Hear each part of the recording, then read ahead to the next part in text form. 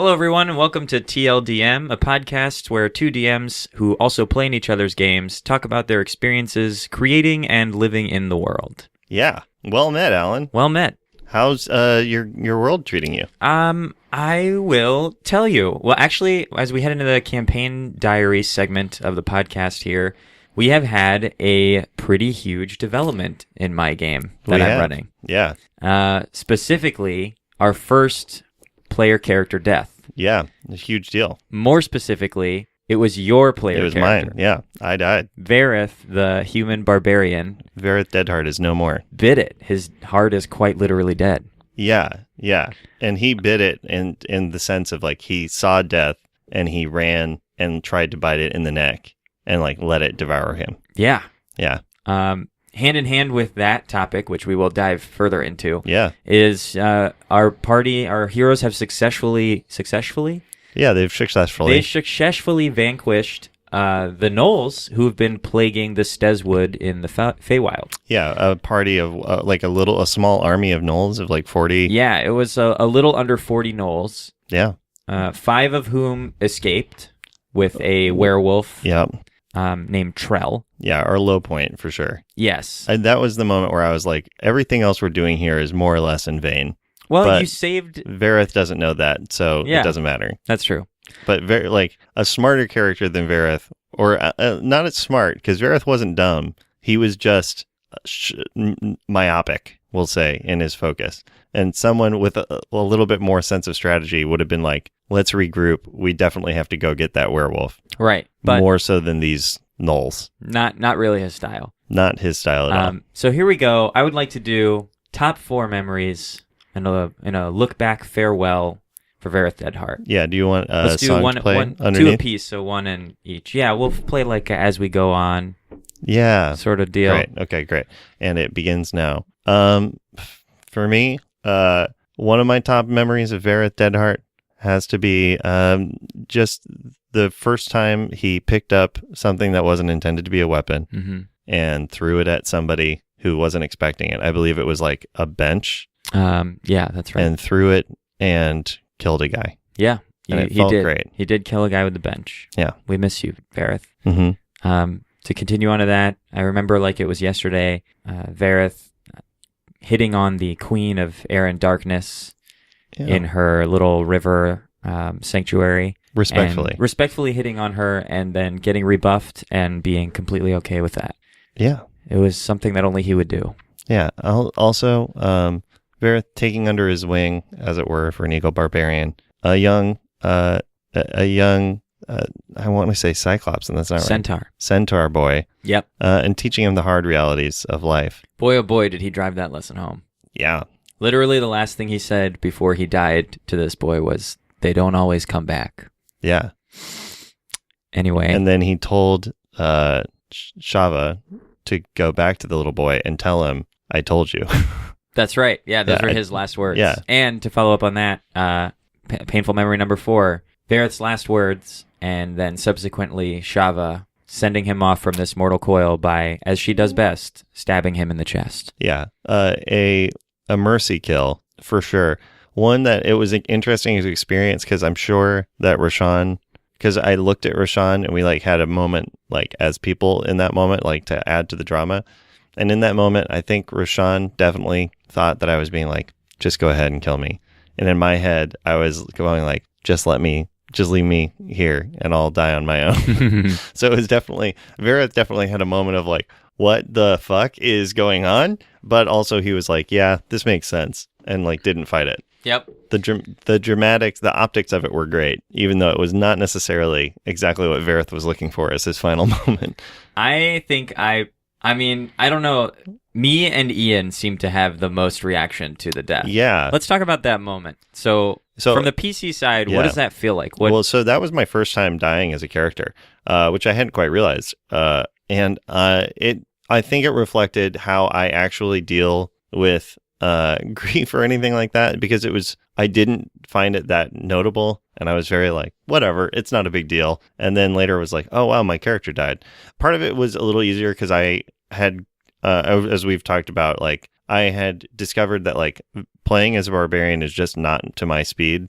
and is not my preferred way of playing, because it's like you only have one thing that you can do. And specifically, and this is a thing like outside of the bounds of this, but a thing that really annoys me about playing barbarians is that you have to go into a rage. Like you're the only thing you're good at, you have to actively trigger, as opposed to having it be a thing that is just always on, or a thing that like it should be a thing that it's always on. And then like with a wizard doesn't have to turn his magic on, and then the next round his magic works. Right. You know, it's weird that you have to like use an action or a bonus action even to trigger your rage, because that eats up a bonus action on your turn. Yeah. And if, I think that's one of the things that, if we're talking mechanics, makes Frenzy Barbarian or Berserker so much less attractive. Yeah. Is like you lose your cool defining attribute on your first round of combat because you have to bonus action into a rage. Same with like an Eagle Totem Barbarian. My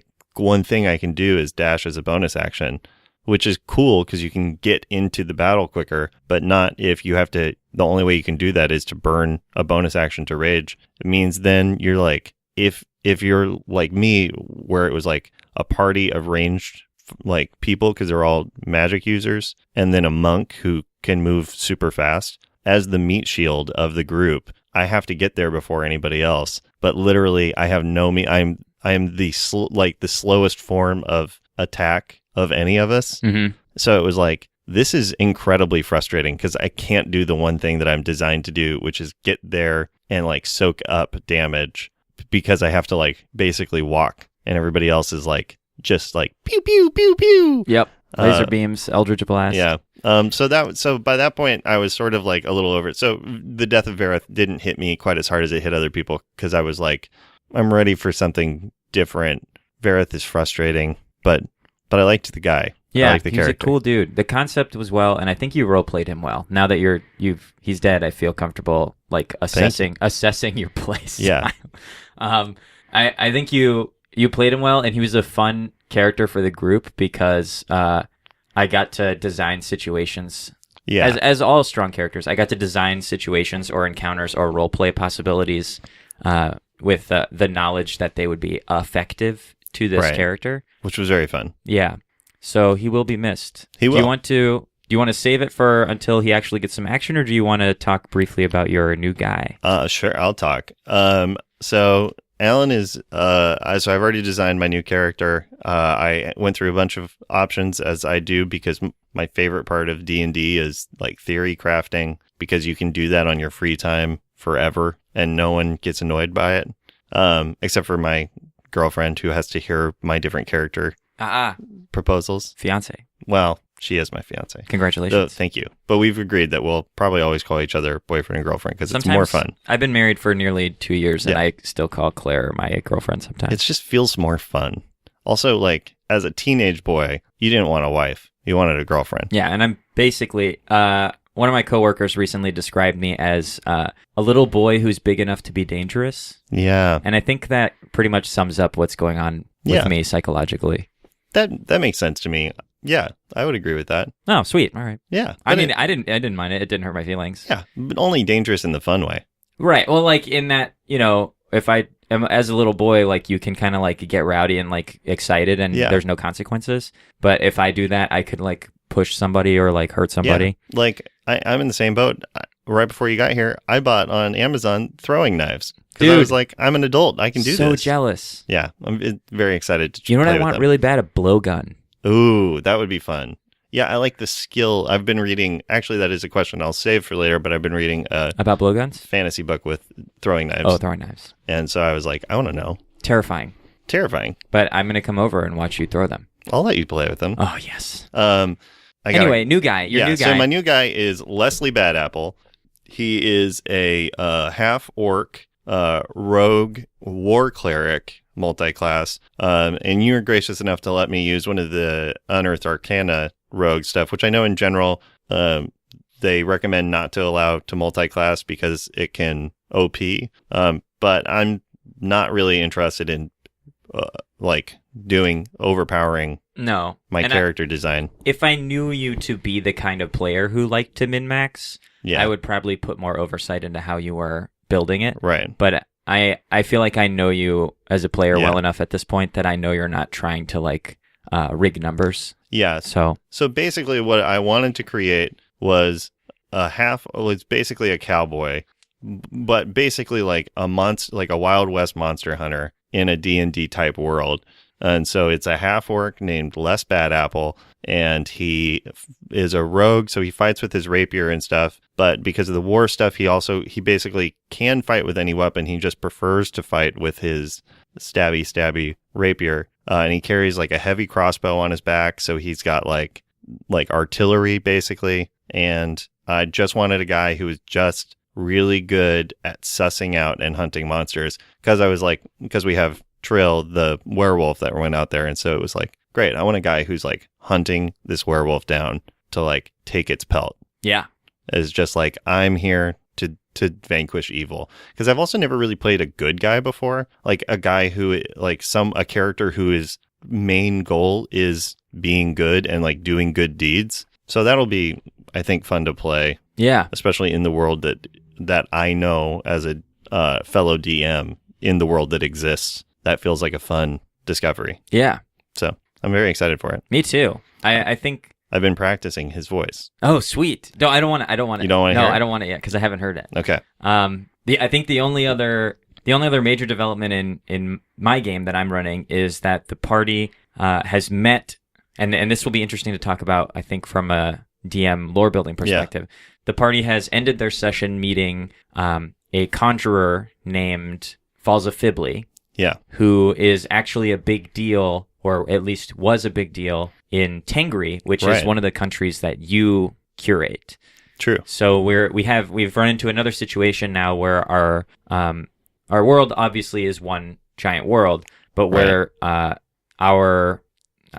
gonna say like jurisdictions are starting to overlap a little bit, because the presence of this character has some implications for like how things work in Tengri. Yeah, right. And I'm going heavily off of what your kind of like notes and stuff because we share our notes on Drive and stuff like that.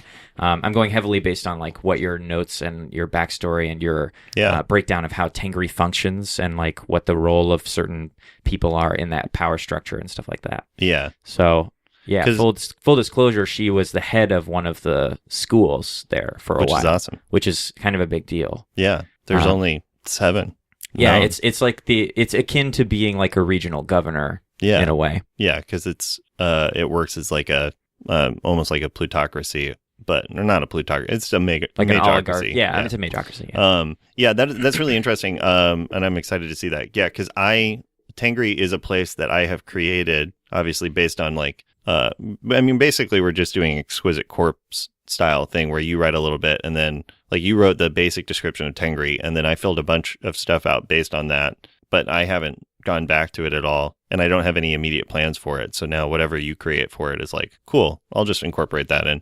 But like, yeah, so far as I remember, Tengri has like a purge night basically like once a month. Is that in the notes that I sent to you? In Tengri? Yeah. No, I don't remember I'll have that. To send you. I think that might be in one of the blacked out sections. I think I might have updated it to add a little more detail. Okay. I was trying to think of how a majocracy works, given that there's a relative paucity of high-level mages. Like I'll send you whatever, but I worked out the demographics of it to try to figure out like how many wizards exist in Tengri. And I have like a number. So I know how many of each level exists, and there's only like 1 or 2 9th level wizards. Yeah, I bet. Because it's just like, Falza, I haven't even designed us a 9th level spellcaster. So wait, like 9th level wizard or 9th level spellcaster? 9th level spellcaster. Okay. Yeah. So like magic is tough. And so my theory was, I think about 1/10 of the population has the capacity to do magic. And of that, assume half of that 1/10 actually is given a chance to do magic. And then like half of each level of wizard doesn't progress further because like they're not, you have to be really competent to go to another level. And live. And that was the other part of it. So then I was like, so there are a lot of people who are like 3rd or 4th level. There really aren't a lot of people above that. Any competent like group could win against a group of wizards, a small group of wizards, because just by sheer numbers, like just throwing numbers at them. So I was like, how does it work? And I think what I came up with, I'll have to look at my notes and send them to you, was that they are in this very dangerous swamp, jungle, like sort of Amazonian place, and were sent as part of an original colony sent by the Sheeran Empire and whatever, and that they cleared out and they worked to keep safe these places and these towns and population bases, but to ensure that they don't have to like constantly be fighting or like ruling over the population because they're wizards. Like they don't care about like the day-to-day minutia. Yeah. That once a month they take down all of their wards and like don't protect like once a month. Like once a month they're just like whatever happened, like we're not going to stop anything coming into this village, like or it might have been more than that, or like once a year or something, but basically just having a thing where they're periodically like, look, we don't need you to survive. We're doing you a service. So like if you want to overthrow us, go ahead, but then everything around here will kill you, was I think the idea I had. Which you're neat. Which you're welcome to completely ignore. No, I mean, it also doesn't really have any relevance. Yeah, I don't know how it would apply specifically to this singular lady wizard, but I don't. But it's good to know. It's good because it helps me kind of develop her mindset a little bit. Yeah. But yeah, other than that, like I don't know anything about Tengri, so I'm excited to learn. Someone from there. Yeah. Well, I guess we should switch over and do a quick campaign diary of the Sheeran world since we're already kind of there. Yeah. Our adventures in Foston, the city on the cliff, continue. Yeah. So we had to take this week off and 2 weeks ago off because we just didn't have numbers. The constant, concern of adults playing games. Did we take 2 weeks ago off? I thought me and Aaron just did a 2-person thing. That was last week. Was it? Yeah. Oh yeah, you're right. Yeah. It's been a while since we recorded too, so right. There's a lot in the air. We're busy adult men who can buy throwing knives whenever we want. We're adults who we have the power of adults and the mindset of children. Exactly. And that's honestly that's the way D&D. to be. That's D&D, bro. Yeah. Adults who want to pretend they're children again. Who want to pretend they're children pretending they're adults. Actually, yeah, that's the most accurate. Yeah. That's pretty much it. Because we don't play as children. Though I have always wanted to do a campaign that starts as kids. As kids? Like level 0 children.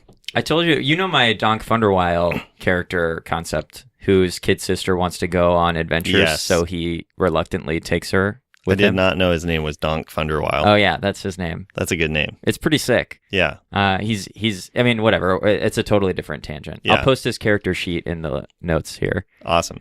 Okay, so I'll leave it up to you. You can describe, because that was sort of my question. I'm curious to see what your experience of it was, because basically it was my first attempt, and like full disclosure and full everything on it. I'm a little rusty to DMing because it's been over a year since I've last played D&D because my group fell apart / moved away / got jobs and stuff, and I got busy. So I'm coming back to it. So I'm sort of slowly rebuilding my own DMing repertoire. Mm-hmm. So this was the first attempt at building a mystery. Nice. Yeah, I'm really enjoying it. It's actually that session was one of the most, I'm going to see you use the word challenging of my player side D&D career. And the reason for that is as a person, I was like, ooh, this is fascinating. And like, I was like, oh, I know exactly how I would like break down this room and like inspect for clues or like approach canvassing witnesses or whatever. Mm-hmm. And then on the flip side of that, I had to be like, but man, oh man, Soaking Paw Brightcliff is probably bored out of his fucking mind here. Yeah. Like he is the kind of person who is easily fixated on certain things, specific things. And will doggedly pursue them blind to everything else. But if something doesn't fit into one of those like narrow buckets that he's interested, he just doesn't give a shit about them. Right. So I had to walk a weird line where I was like, but I really want to know. And like, I want to do some stuff. But as Soaking Paw, I had to basically play the game of letting Eon convince me Right. to do something that me, Alan, already wanted to do. Right, but that you Soaking Paw did But not. that Soaking Paw was like, I don't fucking care. If you want to quickly describe what took so place. What happened was Soaking Paw, and I think this was kudos to you to let Zhang be the entry gate for this, because at this point, Zhang has already been established as one of those narrow fixations that Soaking Paw has. Yeah, I'm well aware. Yeah, I know. I thought it was a slick DMing move. Yeah, to make that the plot. Very little. It has been interesting DMing this group because Soaking Paw is the most agentic of any of the characters and also has the most narrow of focuses. So it is easy to throw plot hooks. Like I've thrown buckets of plot hooks at this group, and nobody else notices them as plot hooks because they haven't played enough or just are a more passive player. And you are the only person who is aware of them, but also actively has a character who actively not only doesn't know, it's not that he doesn't notice them, actively is annoyed at them. So it's an interesting experience, finding the particular bait that'll work, which is very fun. So Zhang has a friend who is clearly some kind of romantic. I don't know. I fucking hate this guy. Yeah. He's this sniveling little weirdo who works at a tannery. Yeah. And he came to us for help because, he went to Zhang for help, and Zhang came to us because we're the only rough and tumblers that she really knows at this point. Right. And Zhang, the half orc perfumist, came to us and laid out this problem for us that this guy's sister has been missing. So we went down, and of course, this is classic mystery style, almost noir-like approach to mysteries, where what seems like a pretty straightforward thing ends up blossoming out to reveal some larger criminal, shadowy conspiracy situation. So the long and short of it is that we investigate this mystery, and of course, one of the most suspicious people of all seems to be the person who brought it to us in the first place, which is a classic mystery trope. And we investigated her apartment and canvassed some neighbors and did the whole place of work thing and put together some clues. And we start to discover that some of the events that have been happening around town that we have largely ignored at this point seem to be interconnected with this specific mystery that we've been kind of hooked into. So it's been a wild ride. We're close to getting to the bottom of it. And something I think you did that was interesting was we talked, I think in a previous episode, we talked about using time, the using time as a currency to your advantage, where you present your players with you can go do this thing, but this other thing will be done or missed or over by the time you get back. Yeah. So we were put in a position where we had to choose between continuing to solve this situation or make good on an existing plot line we already have going, which is our never-ending quest to become the world's famous gladiator arenaists in Foston. And we ended up choosing to skip the fight to go investigate this further, which I'm certain will have repercussions, but that's what you had to do. Zhang is Zhang, baby. Gotta go where the money is. Yeah. Where the honey is. Yeah. I mean, hopefully. I don't know. This guy is such a schmuck. I don't know why she likes him better than me. He's a literal shit stomper. His job at the tannery is he takes off his boots and he gets in a vat of poop like it's wine, and he stomps the poop. He's poop heel. He's a poopy feet. Yeah. And there's leather or there's skins in there. He's not just stepping on poop. Whatever. The guy is a shitheel. He's clearly. I mean, whatever. Anyway. Yeah. So that's been fun for me, but also again challenging because I have to. If I want to really stay true to the character, which I think is the most fun part of it all. Yeah. If I want to stay true to the character, I have to let myself be convinced to do things that as a player I desperately already want to do. Yeah, it's an interesting line to walk because I have that with Vera sometimes too. And it's also interesting to, I think, a useful thing for stuff like that. And it's not as hard with you because you're another DM, so you get it. But a useful thing to have with players, because I've played with people like this who are the kind of classic, The problem with D&D is because it creates this thing of you're a protagonist, is protagonists aren't, it is different than what it actually D&D actually is your group is the protagonist. But the way that character construction makes is you're always convinced that you're the protagonist. And so then you have, it's like, right, but you still have to do what everybody else, like, it doesn't necessarily reward group play and like group facilitation in the way that you would ideally want it to. And we've like, luckily, I mean, we've done some things to make that easier by like establishing what relationships people have to each other beforehand and stuff, so that there's kind of links to connect people. But I do think like a useful thing to have players do if they are in this either grim, dark, loner fantasy or just whatever, have like a very clear thing, is like something that I started to do with Vareth, because Vareth, I realized pretty quickly of like, shit, I designed a character who has no interest in doing anything with other people and is just like, is indifferent to what other people have going on.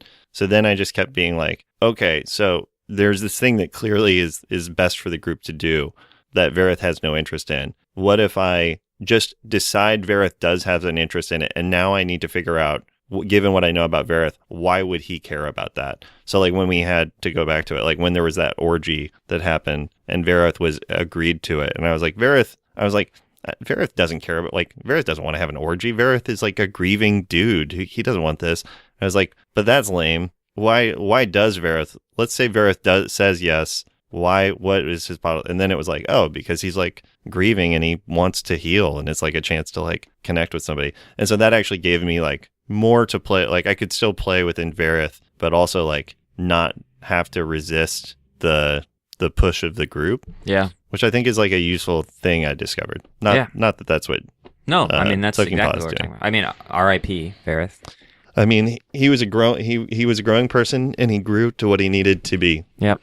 All he wanted to be was a hero. And he died a hero, I think. Yeah, he wasn't the only character to die in that battle. He was the only player character. But so it was to go from the mystery stuff. It was interesting. It's been interesting, like, because I've been planting some of the seeds of this. I'm curious to see how it develops. Me too. We didn't get to play it today. Last time when we did play, it was just you and Aaron, because the rest of our group couldn't quite be there, which is totally fine. I don't have a problem playing with like only two people. I didn't change anything about the encounter at all, because I was like, I mean, I don't care. Like, it's not designed for two people, but also like we can just, at any point they can run away. Yeah. But I'm really curious to see how it pays out, because there have been, as you guys were talking through stuff, you guys hit on a few like theories that got pretty close to what I was sort of building around. And I'm curious to see when it ends, how satisfying it is as an experience. Well, I'll tell you. As a player, not as a character. Well, yeah, that's the discussion for when it's done, I guess. I guess next week. Yeah. Anywho, so one question I had. Oh yeah, sure. If we're gonna open up into our general like tete of the TLDM. Yeah, we're gonna call this segment DM questions. Yeah, DM questions. How actively do you read fantasy books? I'm actually, it's funny you brought that up, because yesterday, my stage manager is pretty into fantasy stuff. Laura is? Yeah, and I got her, I got a list of like fantasy things I should check out next. Like what? I do love fantasy books, but I recently was like, I need to read some more fantasy books. I need a new series, basically. Yeah. I ended up buying Matt Colville's. I didn't know he wrote books. He did. He has 2 self-published fantasy novels, and I bought those and read them. I enjoyed them. I like them. I think there are parts of them that feel a little bit like wish fulfillment to me. Sure. Like that classic trope of a guy, the main character, who every woman in the books that he meets is like instantly in love with him, but he can't, and like he doesn't understand how to like interact with them and stuff like that.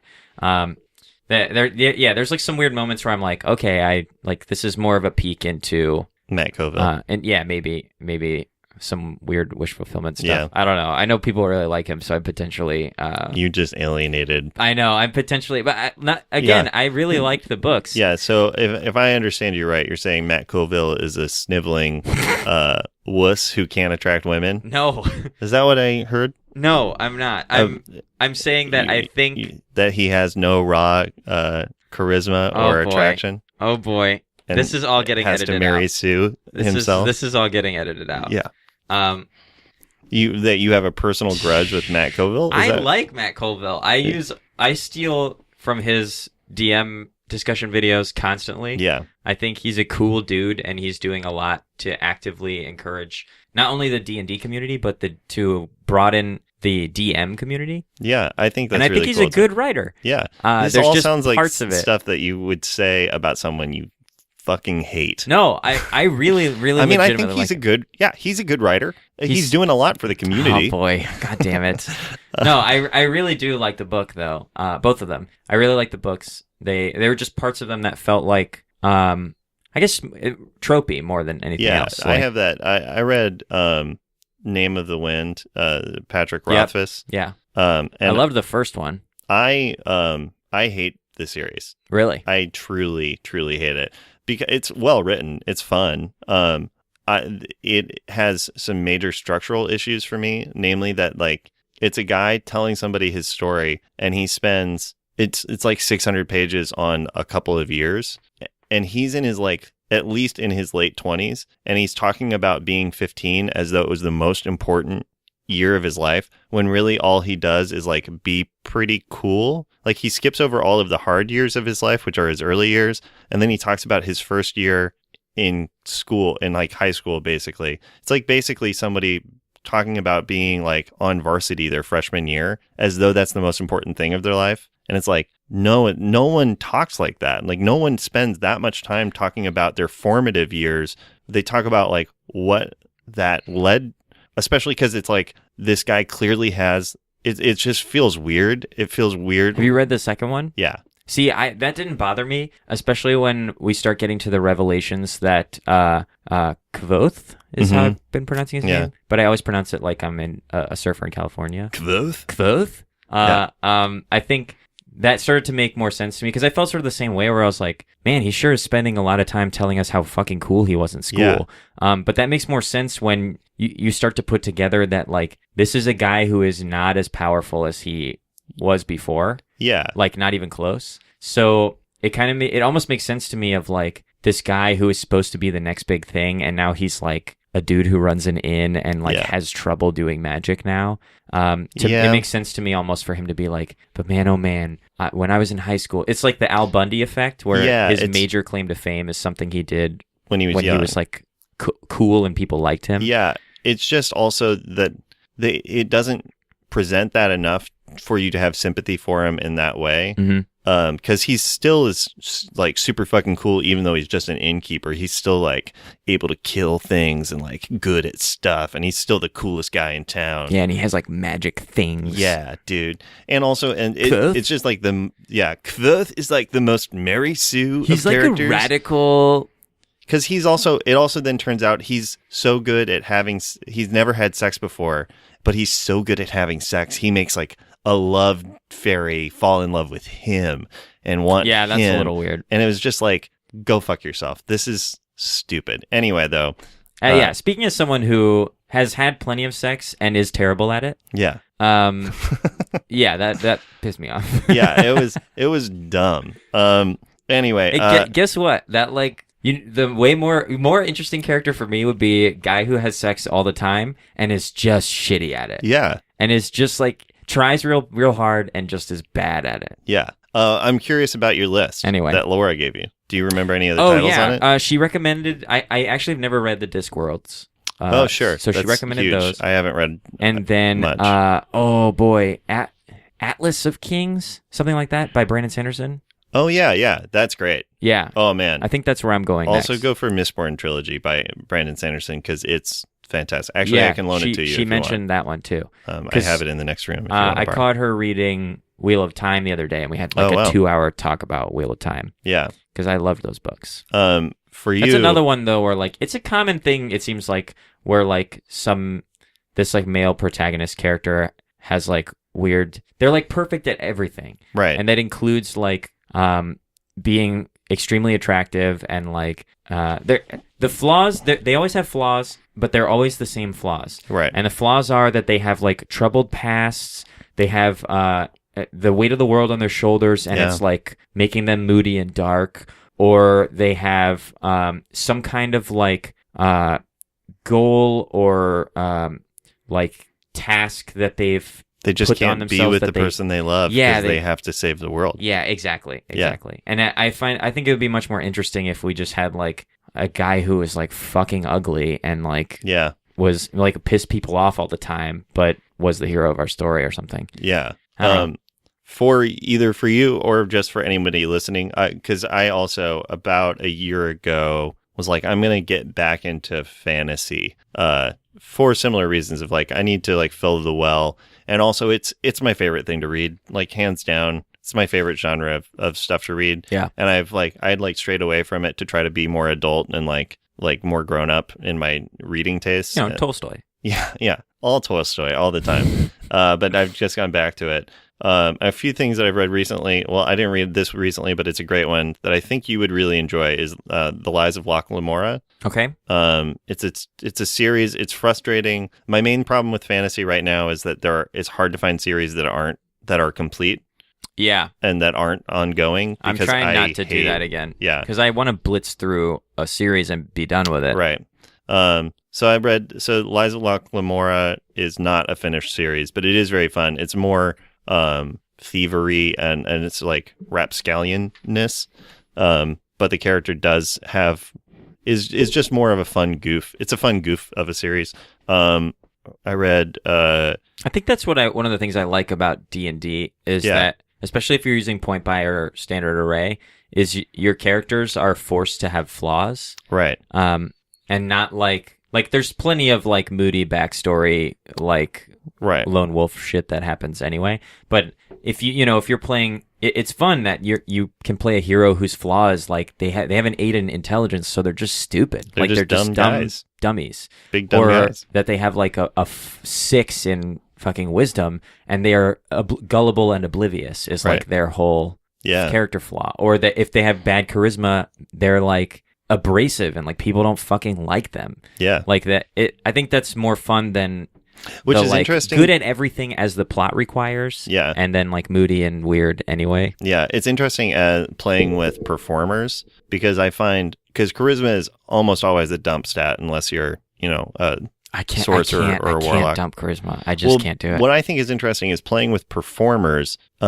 People have such a hard time. Like you can be bumbling. Like I remember playing with somebody who was like a half orc and was just like a bumbler, but it was like you're still charismatic as this bumbling half orc. Like it's hard to believe that people wouldn't like you because you know how to be likable. That's like one of your innate skills as a human being is you have trained to be charismatic. Like that's your required stat as a person. Yeah. So it's funny to watch them play characters who don't have who have charisma as a dump stat and be like, you can't for the life of you not be charismatic right now. Like this speech that you're giving where you're supposed to be screwing up, like you're still doing it in a way that is entertaining and like captivating, you asshole. That's always my problem. Not to preface this by saying not that I consider myself to be like some Mensa candidate or something, but my problem with playing characters with low int all the time is that when I end up in situations with like puzzles or riddles or like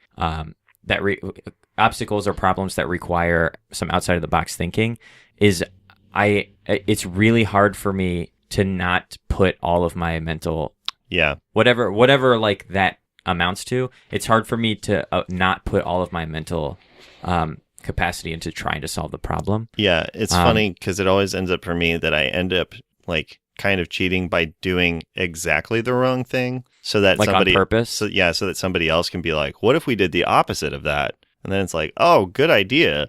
Oh, okay, great. Yeah, that is the way around it. But it's like not right.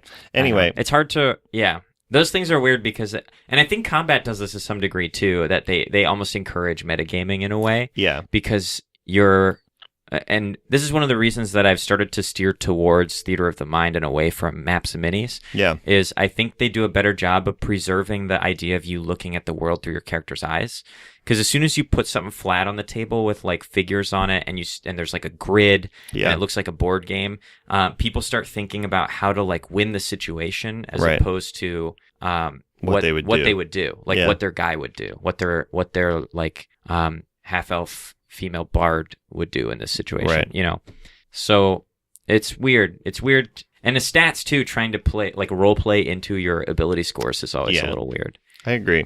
Because I know I have like, it's like mostly in real life, probably like 8s across the board, and like maybe a 12 in there somewhere. Yeah, that's, I think, accurate. 12 charisma, and then like the rest is all shit. Collapsing immediately when people try to play characters that are based on their real life stats. I bet. Because then you just get into things where it's like, bullshit, you're a 13. Proficiency in what? Yeah, right. Mouth breather. Yeah, or like whatever. And the current series I'm reading, just to finish up on that thing, is a series. The first book is called Blood Song, and it's just like epic fantasy, just straight through. Neat. It's pretty fun, and luckily it's a finished series. So that's the dream. And it's long. It's like 600-page books. I like that's what you want. That is what I want. What do you want to talk about? I would like, actually, to move on to a segment that we're naming our segments now, or trying to, in a semblance of curbing all of the random side talk. All of the TLs? Yeah, the TLs in TLDM. I would like to move on to a segment that I am dubbing the DM Toolbox. Huh. And there's one thing in particular I would like to discuss for our toolbox today, and it is random encounters. Sure, yeah. How you go about them, so like how you determine whether they're happening, how you design them, how you scale them, etc. Everything random encounter related. So I guess to break this down into a series of questions, first of all, how do you determine when a random encounter happens, and how do you do it? I don't have for me, I don't think I have a set system in place. I think it is sort of intuitive. I mean, I do, if travel is involved, usually I will always have a random encounter. I make a pretty strong point. And do you do that based off of like a roll, or whether it happens or not? No, I just always have it happen. But I also, I think a random encounter table that is what, like, because there are some people make random encounter tables that are like, roll a d6, and like 1 through, like, 1 is a gargoyle, and 2 is 2 centaurs, and 3 is a troll, and 6 is nothing, or whatever. So it's like combat or nothing. I like to just make a big random generator that just says, here is something you come across, and it could be as simple as like, so for me, a random encounter, if I'm randomly generating thing, is like, cool, you walk into this room, and there is, scrawled in blood is the name Soaking Paw Brightcliff. That's my name. Yeah, right? And then that's it. What? And I'm like, yeah, that's what you see. Investigate. I investigate it. It looks old. It looks like really old blood. Oh, like dry. Is it dry? Very dry. Does it smell like humanoid blood, or like something I can identify? It smells like the blood of rats, but a bunch of different rats. Are there dead rats in the room? There are little bones everywhere. Okay, I take the bones. Yeah, they're rat bones. Nice. Yeah. I put the bones in my bag. Yeah, you got bones in your bag. We're bone baggers. Yeah, you're bone baggers. That's what you do. So I do like that. So or on the same... Mystery solved. Yeah. The rats bled themselves out in my name on the wall. Yeah, right. And this is how Sucking Paw Brightcliff... That's how he would solve a mystery. Goes through mysteries. Meanwhile, I'm sitting here and I'm like, what the fuck is this? I need to know what... Yeah. So. Or on the same roll, it might be like, you come across like an orc charging through the door. So like for me, a random encounter should just be something you weren't expecting to encounter, but it shouldn't... I don't like making it like explicitly combat or explicitly like NPC or anything like I just like it to be stuff you see. Yeah. And because then it's easier to DM, because it's like, I don't know what's going to happen. And also it's a thing of like, well, cool. If it's a thing you see, then it's like, you're looking at that. And then if I'm like, this feels like a good time to have a fight, I can be like, yeah, while you're looking at that, roll initiative. And then like a guy comes through. Like it's a little easier to to take the temperature of the room by like seeing how people are reacting to it. And it's like, cool, this could become a mystery. This could become just nothing. It could be a prank. It could be whatever. And just like, it gives you more information to kind of go with your intuitive side of stuff. So that's kind of how I do it on that. But honestly, for me, like, based on that, I treat everything like a random encounter, especially with our game, because it's in a city and it's like not a dungeon crawl. So it's like basically every time you guys go anywhere, I always feel an obligation to put something in.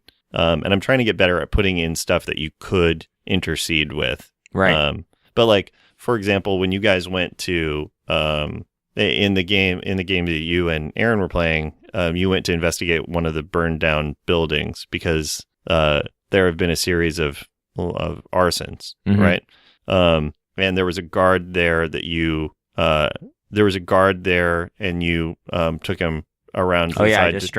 Distracted him by playing dice.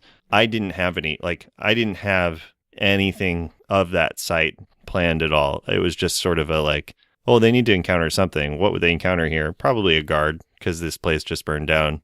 And then just sort of built out and then like also knew. I took that guy for everything he had. You did. He was pretty pissed off. Turns out he was really bad at dice. And so that, and then, but I have the underpinnings of it, of knowing that at some point someone is probably going to try to pickpocket you. So then it's like, well, cool, I have this guy. It'll be interesting to see what happens when these two things interject. So it's like someone tries to pickpocket you while you're in sight of that guy. Depending on how you react, this could blow up and become like a fight thing, or it could not. And as it turned out, he just was like, screw you. I'm not going to do anything. You just took me for everything I own. Yeah. Well, he was going to fight me, but Eon talked me out of taking that pickpocket's hand. So yeah, I didn't. Which is probably for the best. Well, it turned out pretty good. Yeah. But, yeah, Soak needs hands, I guess. Yeah, apparently. Still not quite clear on Soak's drive for bone collection. It started out as a thing where like Soak understands the law in a very like regimented goblinoid sort of way. Sure. Where it's like, you fuck up, there are consequences, and if you fuck up badly, they need to mark you so that when other goblinoids deal with you, they know exactly what you've done. Sure. You know what I mean? So like, and that's that I'm just sort of ripping from like classic Middle Ages Arabian style or Dark Ages Europe style. Yeah, eye for an eye. Yeah, or like Genghis Khanian style. Eye for an eye, or like stuff like that, or like branding, criminal branding, that sort of thing. So that's sort of been the initial motivator, and then it just sort of casually extended to bones in general over time. Just a general like obsession with bones. I assume at this point that it's sort of like the way ravens like shiny things, is that Soak like bones. Soak just likes bones. Yeah, he just likes bones. Yeah. It's interesting hearing you talk about random encounters like that, though, because I think I use I too like I very much enjoy having random encounters not just be combat encounters. Yeah. But I use I think a more straightforward and I actually, once I started using this approach, I found it to be much easier. Yeah. Where what I do is, depending on what the situation is like, I either set up 6, like I write 1, 2, 3, 4, 5, 6 on a piece of paper, and then on the 1, I write random encounter. And then on a rest or on a travel, I have the players roll on a d6, and if they roll a 1, they get an encounter. Right. But if they roll something else, they don't get an encounter, but on that number, I write random encounter. So the next time they roll, like if you roll a 4, I'm like, cool, great. You make it there. The forest is peaceful. You catch 3 birds that you have never seen before, whatever like the narration there is. But on the 4, I write random encounter. So the next time they roll, the odds have now doubled that they'll get one. And if they roll a 3, then under 3, I put random encounter. And when they finally get one, I clear the list and go back to just 1. Yeah. What's the value of that to you?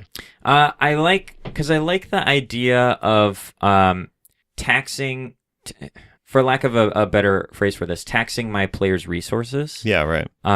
In terms of spell slots or money or time or rages, whatever key points, whatever like things they have available to them. I like putting a strain on those things so that they can plan all day for what they know they're going to do or what they're up against. Yeah. But throwing wrenches into that force like reevaluations or like make the world feel like it's still happening. Yeah, but specifically, what do you like doing about the like increasing the odds? Slow increase of odds? I like the inevitability of knowing that there will be an encounter at some point. And I think I'm open with my players about it too. Yeah. So I think what I like about it is that it discourages the what's the word I'm looking for? When you like over dependence. Yeah. The over dependence of short rests and long rests. Sure. So like, yeah, you can take a short rest after every fight, but it's only going to increase the odds that you have another fight or like another encounter of some kind. Yeah. So it turns, what I think it does effectively is it turns rests into not something you do because you're like, well, we're pretty bad. Like we're not in top form. So let's just take a rest. It turns rests into, another thing that you have to like that has consequences, right? Rather than like your wipe the slate clean and go back to full health and like all that shit. So I have a D6 version of it that I use, and I have a D12 version of it that I use, which is when I want that progression to happen a little slower. Yeah. And it's just dependent on like what I have planned for the session based on which one I use. So the D12 one, on a 1 I have deadly encounter or like hard encounter. Smart. And then 12, I have like a random encounter. Do you have? And then every roll, I do random encounter, same way. Okay. Do you have the encounters themselves planned out? Often, like you were saying, I have like some idea of things that might be around, and that includes like NPC stuff or like coming upon a strange object or like a strange scenario. But I do also use, the thing about this system is that if the rolls go a certain way, I might hit a point where I'm like, oh, I don't have an encounter for this like moment. So I use a tool that I know a lot of DMs use, the Goblinist fight generator, for when I'm like, okay, this is probably a combat scenario and it's taking place in the woods and I want it to be this hard. It's just so easy to like plug shit in there, and I have my little tablet that I keep my notes on behind the screen, so I can do that in like a matter of seconds. Yeah, that's what I do too. The one problem for me with it is that I get into this persnickety world building thing where I'm like, well, but that monster doesn't make sense in this context, and blah, blah, blah. So that always inhibits me a little bit. I do realize, talking with you about it, that I need to get more in the habit of, because we've been in such a civilized part of the world, that we haven't even encountered anything that required like short resting, because I've just been treating every session like it's a day, as opposed to treating a session like it's a couple of, like, I haven't been doing sessions in real time of like, well, we're playing for 2 hours, like 3 hours, so it's like 3 hours of time. So I've just been letting you guys rest or long rest pretty freely, which is interesting to think about, like upping the challenge on stuff. But it's also hard because it is a civilized place. It's like, well, we were talking about that a little bit. I can't remember if it was on the podcast or out of it, about like, how do you find, like, if you're specifically looking for combat encounters, how do you find interesting combat encounters when you're in a city that's protected, right? And basically everyone in it is a human, and you know, we talked about some, and it's a low magic scenario, so like monsters showing up would be like, it would be holy shit. Yeah, it would completely rewrite what was going, what people were up to. Which is interesting, because what it is it was based on that whole setup and style was based on the assumption that you guys would go to more remote areas, or like to either more remote or more cosmopolitan areas quickly, like that you guys would get bored or like have sort of a natural disinterest in going to safety and instead would go out. But for a variety of factors, some of my own making and whatnot, like, you guys have gotten pulled into the lures of urban life. Yeah.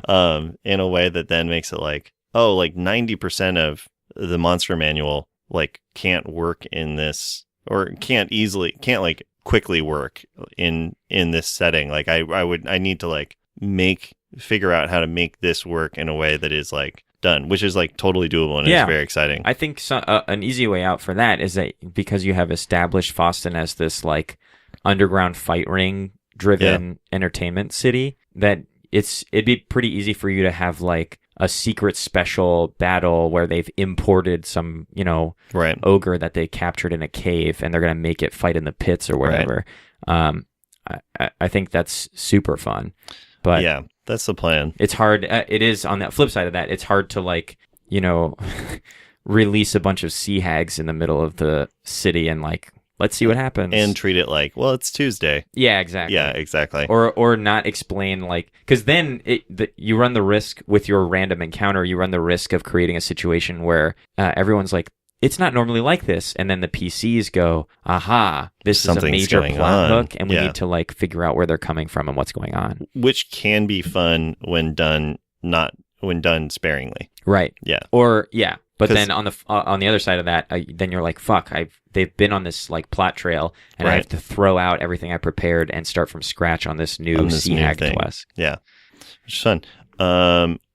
So to sort of wrap up our conversation on random encounters, then, now that we know our different strategies for generating them, my only real follow-up question to you is, when they happen, how your intentions on like what they should do in the context of a larger adventure or like an established quest or plot line. Yeah.